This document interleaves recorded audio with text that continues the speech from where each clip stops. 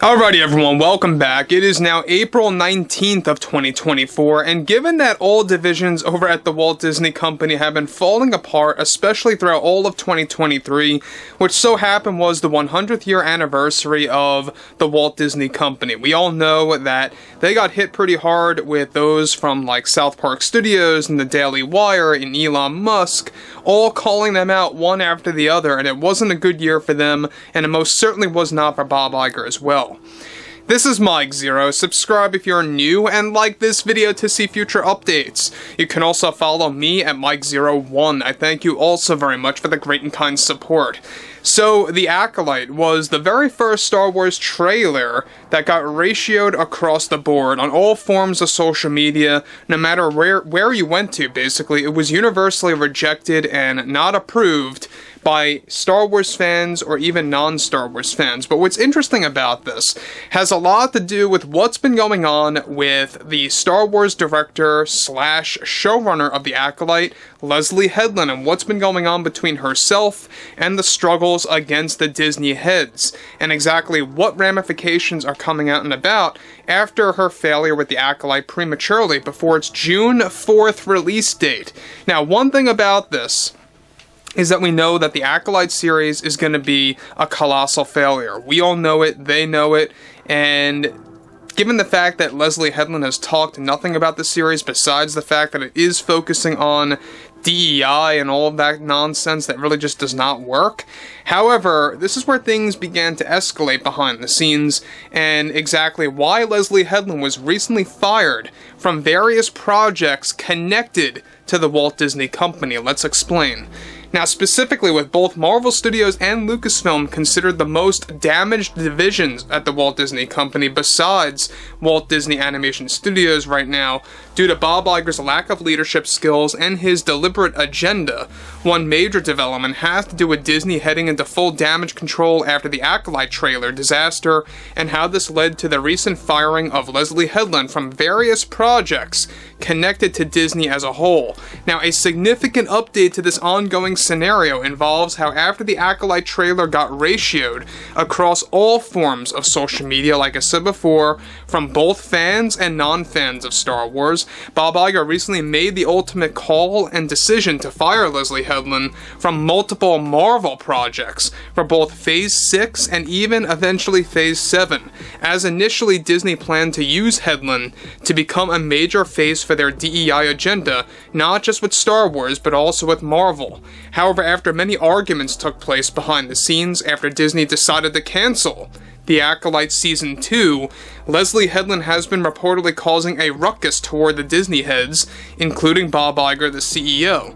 Leslye Headland was recently fired and removed from 3 Marvel shows entirely and 1 Marvel movie that was planned to focus on the X-Men and mutants. For the shows, of course, she was aimed to direct multiple episodes and even write 4 episodes for each series. These were said to be shows connected to characters that will be introduced in the upcoming Ironheart series that is already finished and were considered spin-off shows, so to speak, within that overall realm of the MCU. Now, with Leslye Headland now out and fired from those Marvel projects, she was already axed from the Marvel Untitled X-Men movie project as a director as well.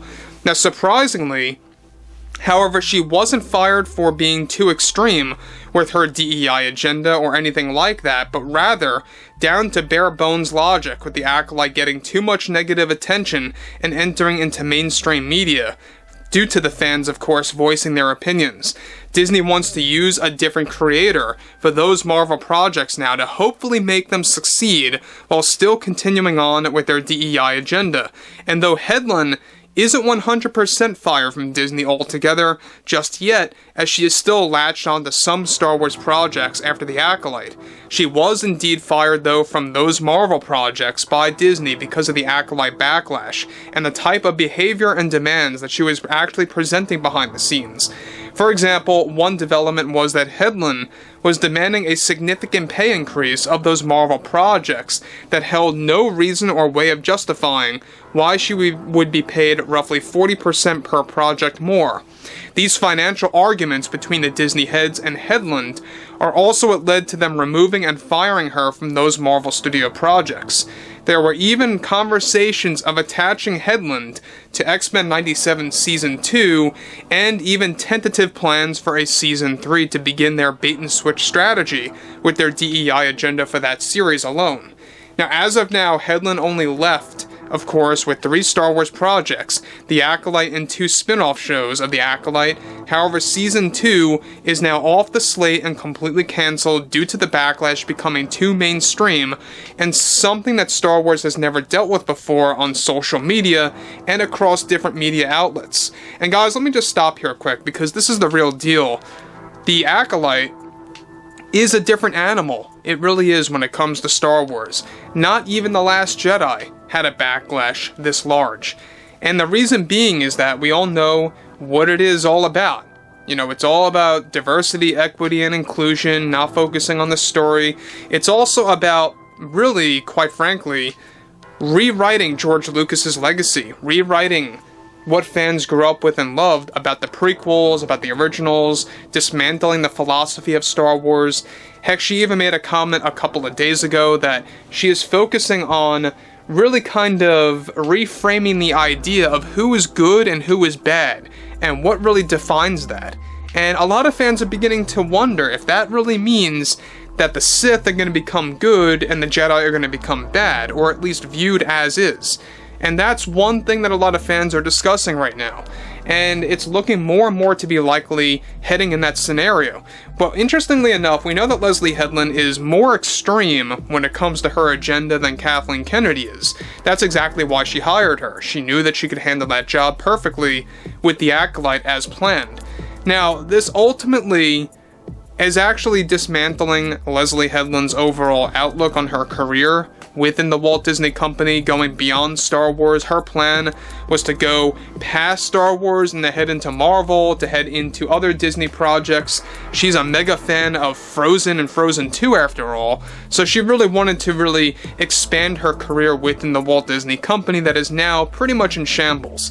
Now, moving on forward, already, Leslye Headland is regrouping with Kathleen Kennedy, get this, in a desperate move to get Disney to reinstate her Marvel projects, as Kennedy is a very good friend with Kevin Feige.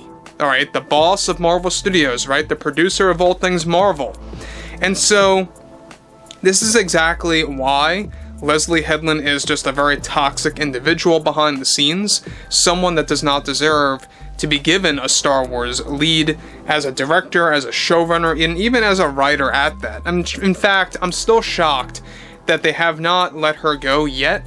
They probably eventually will, from those 2 other Star Wars spin-off shows related to the Acolyte series. So don't be too shocked once this series drops in June and fails miserably that she's gonna lose those 2 other projects as well. Don't be too shocked about that. So overall, I would really love to hear what everyone has to say about Leslye Headland, about The Acolyte, about Bob Iger, and if you guys did enjoy the content for today, make sure to drop a thumbs up on this video to support the channel, and I will catch you guys later.